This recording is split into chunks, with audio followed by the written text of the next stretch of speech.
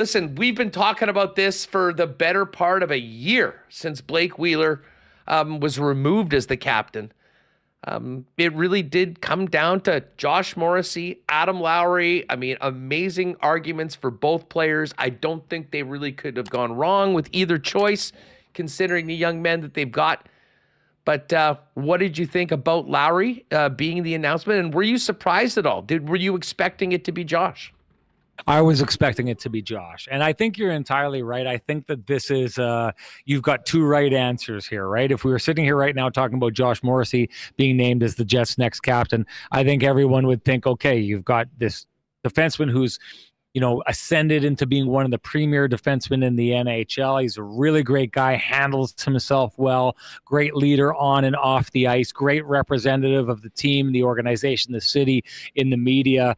And then you go to Adam Lowry and you've got, another argument. Great with the media, great representative of the city, all those same kind of things. Great with the players in the room, great on the ice. Doesn't kind of have that, high-end skill set that Josh Morrissey has. But it showed down the stretch last year that he's got this ability to affect the game when the game matters most. Really, I think I was on your show and talking about this. The argument for me is that I thought Josh Morrissey basically was the leader of that Winnipeg Jets team for a good 2/3 or more of the beginning of the season. But when the chips were finally on the table, it was Adam Lowry who really, I thought, dragged this team over the playoffs. So over that playoff line and then continued into the playoffs. So there was no wrong answer here, which may make it a little bit tough, Huss, because when you are the right answer, as Josh Morrissey was, and you end up being the wrong answer, you start asking those questions of what more could I have done to have secured the C? What else was there out there? What am I missing, right? And so, it'll be up to the Jets to kind of quell those questions, and maybe in the end it'll be easy for Josh to accept. Maybe it won't, but it's a good problem to have, having two really great options for captain, but having to tell one of those options that they will not be your captain, I don't think is a good problem to have. I'm not sure. And again, we'll probably never know this unless, Chevy or Bones got into it a little bit more that you can expand on it. But when you think of, I think Raymond's just mentioned, I'm not sure if it was you or Ken, Josh was so in front. I mean, he was having this monster season, was playing so well. But, as a guy that was, I mean, let's face it, he and Adam Lowry were probably the guys that were speaking the most last year. I mean, almost as de facto co-captains of the team for the better part of the year.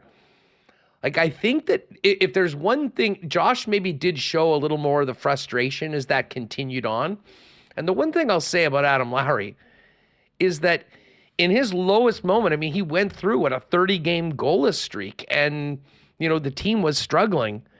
I think he showed a lot by being out there day after day, whenever he was asked for, sort of standing up and owning it, having the confidence that things would turn around. And when they did, was clearly the guy, I thought, down that stretch that was in a lot of ways setting the tone for the Winnipeg Jets. And then, Sean, you add in things like, the melee in Minnesota, and Adam Lowry's going up and taking on Ryan Reeves. I mean, those are things that have major, major impact when it comes to respect. And listen, it's a different way that Josh Morrissey's as respected as anyone as well.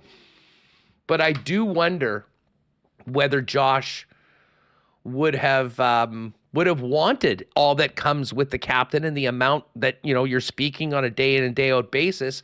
And maybe because of Adam Lowry's role is a little different in it, that might be more suited, to be honest, for a lot of the things that come with being the captain, and let Josh focus on being a Norris Trophy finalist next year and playing his ass off every night. Yeah, there's a couple different things to unpack there. I do think that there's some disappointment there because Kevin Cheveldayoff said as much. He said that there was some disappointment with the other guys, but that they handled it professionally and handled it well, which you would expect. The other part about that is the load and how you would like to handle it. That people did see down the stretch last season that there were sometimes Josh Morrissey got a little combative with the media at times, and started showing a flash here or there of maybe the Blake Wheeler leadership style of getting scrappy with the media and lashing out at the media. I know that there was a lot of Jets fans over the years that liked that about Blake Wheeler. So maybe there's some people who would have liked to have seen a continuation with that. I do remember there was one moment, Huss, I haven't talked about this on any of the podcasts, but we were in a scrum and it was just a practice day, and the players were making their way off the ice. And for the people who don't know, there's a backboard that we talk to the players, and then on either side there's an entrance into the dressing room. And so the players coming off the ice come walking in, and I'm usually in a position in the scrums where I can see those players coming off the ice. And I knew that at one point I was watching, and Josh Morrissey, I can't remember, he was either on the board to talk to the media or off the board not to talk to the media. And when he walked in, the players walk in and they take a look at the board to see if their number's up there. And either he wasn't on it and he had this visual celebration that he didn't have to talk to us, or he was on the board and he kind of looked, oh God, here we go, I got to talk to the media. And so it clearly, to me, came to a position where Josh got to the place where it was a burden for him to have to talk to the media down the stretch. The thing I think is the difference in between those two is, I would say that Josh Morrissey had to kind of account for the entire team. And let's be honest, like, the Jets were on the verge of the most historic, monumental collapse an NHL team had ever had in the NHL. Had they missed the playoffs, it would have been the biggest ever in any era in the NHL, collapse from first in their conference all the way down to missing the playoffs. It would have been the biggest drop we've ever seen before. And I felt like Josh had to account for that a lot more than Adam did. To your point, Adam had to account for his personal slump that he was going through. Those 30 games he went without scoring. So I think a lot of times when you're just being asked about yourself and why things aren't going well, you can kind of handle that. Whereas Josh had a really great season throughout almost the entire season, tailed off a little bit at the end. But it's got to be tough for a player to be walking out and shooting the lights out and doing really well, and in the conversation as one of the best defensemen. And instead of being able to just sit back and enjoy that kind of renaissance that he had in his career, be answering questions and trying to explain to the media why the team is doing so poorly and can't seem to put things together. So I wonder about Josh. I know a lot of people will take a look at him getting short with the media and maybe not wanting to spend as much time with the media last year and saying that's a reason why he shouldn't have been captain. Whereas I see it as he got put through a real trying time, shot the lights out as a player in the process, and for the most part showed really well as a potential captain. And that maybe just if you give him another year, or if you put the C on him, that year of experience would have been invaluable and he would have been a great captain. Again, either way, I think both of these two guys are going to would have made a great captain. And I think Adam Lowry is going to make a great captain. I just think it's not as easy as saying Adam did this last year and Josh did this last year. I do think that their experience was very different between the two of them. Yeah, listen, I mean, I'm sort of along the same wavelength with you on that. And, the more I think about that, again, it's not like Josh was awesome. He's particularly great to us. I mean, helped us out with that promo we did with Wallace and Wallace all year, was incredibly gracious with the winners. I mean, I can't say enough great things about Josh Morrissey. But we did all see the stress. And I mean, in a lot of ways, he was the leader of the team in a lot of ways because of the shine that he had with what he was doing on the ice each and every day. And there is part of me, Sean, that realizes he's going to be at least as important to the Jets this season, if not more. That, do you want to put that burden, as much as it is an honor for sure, there's a lot that goes into it.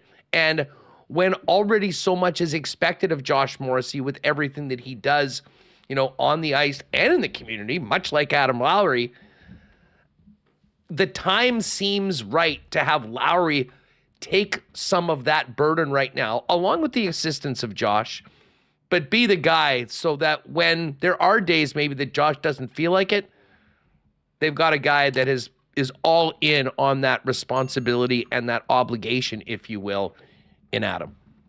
I can't argue that, and I can't because there was not one moment in the entire time I've known Adam Lowry, dealt with Adam Lowry as a player, where I've seen him lose his cool, lose his temper, lose his patience with the media. At every point, he's walked out and he's handled it in true pro fashion. This is not to say that Josh Morrissey didn't, but I mean, we all know that you could see there was a little bit of it wearing on him to a degree last year. So if you take Adam Lowry, he said he wants to be the rock of this team. He wants to be consistent.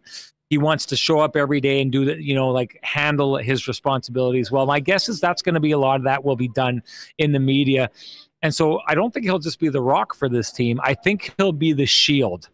And I think he'll shield guys like Josh Morrissey in the moments where maybe things would get, to be a bit of a tall order. So I understand the philosophy behind that. The one thing that I think is interesting about this is if we were sitting here today and Josh Morrissey was named the captain of the Winnipeg Jets, I don't think anyone would think that Adam Lowry would be upset about it or like, I think everyone just knows Adam would have been like, hey, I'm an assistant. I've locked in. I believe in this town. I believe in this city. I just don't think that there would be any question about that. I do think that the C could have been used as an opportunity with Josh Morrissey as something to get him just that much further entrenched in the city of Winnipeg and that much deeper burrowed into its fabric. And I don't think that you needed to do that with Adam Lowry. And maybe that's why he's the captain. Maybe he's just so entrenched in the city of Winnipeg that you wouldn't need to name him the captain to get him further entrenched. And that's why he should be the captain. But I do think at times the C can be used, the letters can be used as a tool in which to further sew the relationship together between a player and an organization and a player and a city.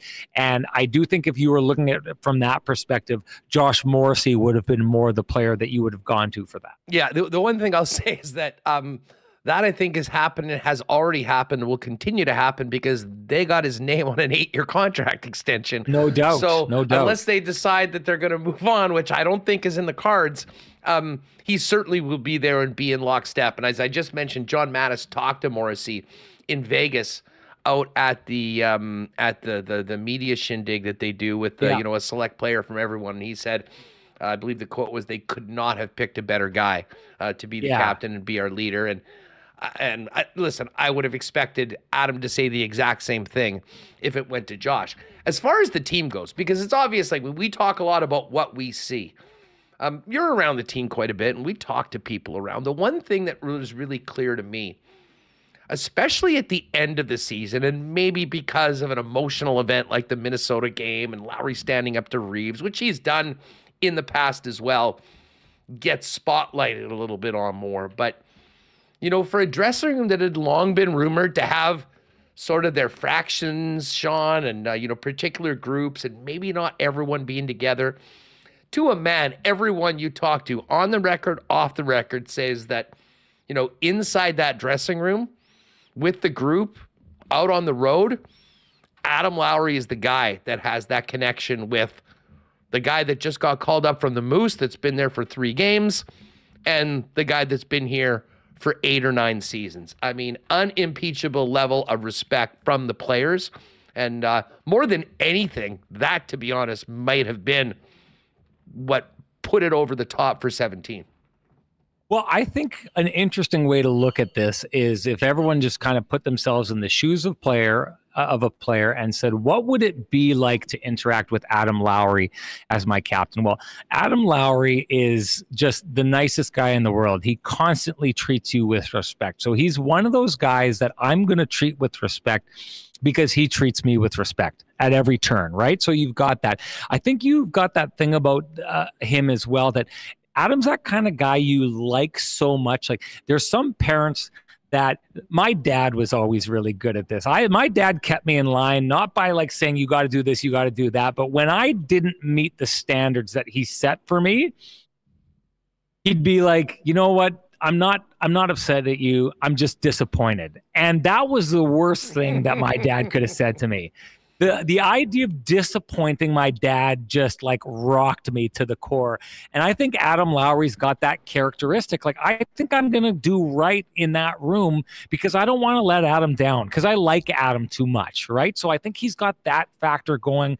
I think he's got the nice guy factor going, the respect factor. But the other part about that, we see this time and again, is if I go and I see Adam, who's nice and he's always supporting me, and then he goes out on the ice and someone's messing with me, and Adam steps in there and does what he did against Ryan Reeves and comes walking off the ice, and what I think is one of the most iconic videos of Winnipeg Jets 2.0 that we have ever seen, when he comes walking down the tunnel after that fight, and you see guys like Brennan Dillon slapping him on the shoulder, and you see the way they're responding to what he just did, and you see that look on his face. So Adam Lowry, if he wants to be, is a scary individual. He is huge. He is strong. He's athletic. He can do all these things. And so there's that thing, Hustler, you're going to get this. You've been around sports a long time as well. You're going to get that those nice guys who, you know, if they ever snapped, could break you in two like a twig. There's a level of respect for those guys too. A, because you don't want to mess with them because you don't want to get snapped in half by a twig. But B, those guys could control you by choosing violence, and they just never do. And that creates a kind of a leadership style that you want to follow as well. So to the point that you just made, there's a million reasons to pick this guy. He's got all the tools in the toolbox, and there's a million reasons for me as a player to be in that room and look up to that guy and follow him to the word. You know what? I mean, listen, I don't want to make more of it than it is, because I know we don't see a ton of fights right now in the National Hockey League, but I couldn't agree with you more, Sean. I mean, that incident in Minnesota against the biggest rival, when things were going the way they were for the Winnipeg Jets, you know, the message that that sends to every other guy, don't worry about it. I got this. Yeah. Reeves, I'm here. And I mean, again, against arguably the toughest dude in the entire league. I mean, that just... that is true leadership. And as much as it might be a painful way to earn it, he has done that. And I really do think that that incident, that game in particular, and he obviously was on a strong run of play at that time, getting the team into the playoffs. And then what he did against Vegas, I mean, to me, Sean, that in a lot of ways might have been when this all was sealed. Oh, yeah. Well, I had said that. I thought that moment was the moment that won the captaincy for Adam Lowry. And if you take a look at it again, it's the reaction. It's the way that his teammates looked at him after that happened. That if I'm a coach and I'm seeing these videos and I'm hearing the reaction of the guys on the bench, it's like, yeah, that guy has won the hearts and minds of this team. I think that's the moment that did it. And then I say, like, it's just a big fat cherry on top afterwards, how he continued to play into the playoffs. Like, Adam Lowry raised his game to a level that he was just on Kenny and Rennie, and I believe he said it's some of the best hockey he's ever played in his career was with the Winnipeg Jets down the stretch. Well, agreed. Is there a time that the Jets needed that more from Adam Lowry in his tenure with the Jets than then? Like, this guy literally picked up a team, threw it on his shoulders, said, I'm going to score, I'm going to hit, I'm going to shut down the other team, I'm going to fight their toughest guy, I am going to play every single role you need me to play to get you into the playoffs, and then I'm going to hop into the playoffs and I'm going to continue doing it.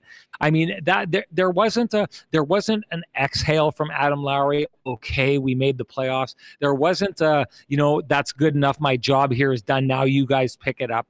Adam Lowry just turned to a point where he was going to ensure that the Winnipeg Jets were getting to where he wanted them to go, and he did it. And so I will say this again. I think Josh Morrissey was their leader through the first 2/3 of the season, if not more. And I don't think that can be discounted, because I think he led that team longer than Adam Lowry did. And I think that there was maybe a little bit of being tired down the stretch that made it so that he couldn't necessarily, lead the team the way he wanted to down the stretch. And I do think that Adam Lowry had a clear runway to do what he did because Josh Morrissey had carried the torch for so long. But listen, in life, it's like this in hockey. It's like this in our business. It's like this everywhere. When an opportunity presents itself, if you can seize that opportunity, you get the spoils from that. And Adam Lowry most definitely seized his opportunity when it mattered most. And I think it's why he's wearing the C today. Rennie, before we go, I just want to ask you about Lowry in particular and how you think that this, like, it doesn't change the person that he has, but he is in a different role now. He has been elevated to the leader of this team. He's going to do everything with us, with the media, for fans, like whatever. That's happening. I think he knows that's part of the job. He'll do it very fine.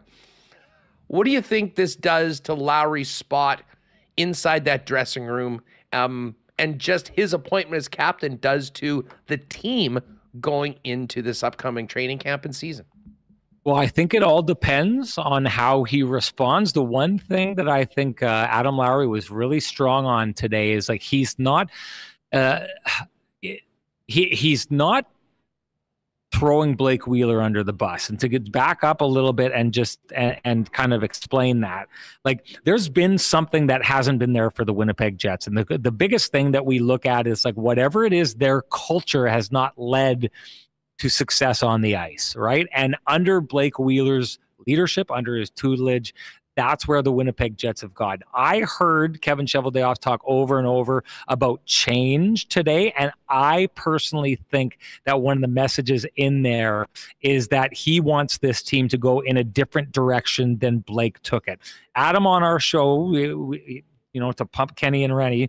I guess that's why we're here to a degree. Adam didn't necessarily see it that way. He saw it just as, you know, they've traded Pierre-Luc Dubois.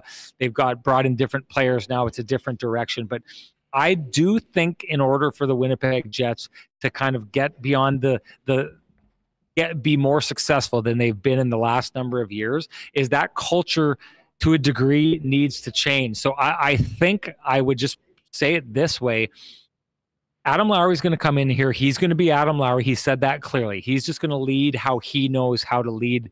But I do think Adam is going to, at some point, have to get cognizant of the idea of leading this team in a different direction that it's gone in the past, in a different leadership direction than it's gone in the past. Because I do think that culture-wise, Blake Wheeler was the culture carrier for so long. There were issues that happened in the dressing room, we know, because of that. And we do know that results-wise, the results were mostly going downwards under his time as captaincy. So Blake Wheeler, I think, needs to get in sorry, not Blake Wheeler. Adam Lowry needs to take this team in a different direction. He needs to be cognizant.